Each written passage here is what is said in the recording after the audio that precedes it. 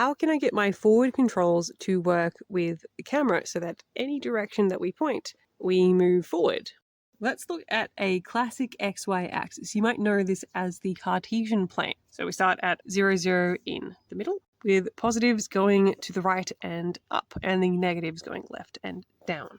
So Godot has a handy function that allows us to get input, and this gives us a 2D vector sort of mapped onto this exact axis. So if we press up, then we get 0 on the x-axis, and then 1 up on the vertical axis. If we press right, then we get 1 on the x-axis, 0 on the vertical.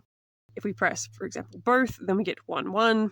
So if we're just talking in terms of 2D dimensions and we're trying to move our player, then this maps quite perfectly. We are moving our player on the x-axis to the right by 1. If we're pressing right, we're moving up on the vertical axis if we press up. And this works great if our camera is pointing this way, but what if our camera is pointing, let's say, 45 degrees to the side? Now if we press up, we're still going to go this way.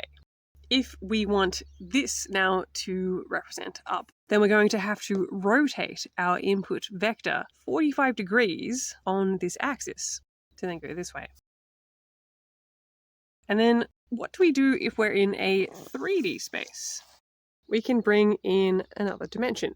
So Godot works with a right-handed 3D axis, and that means that up is Y, Z points out in this blue direction, and this red is our X.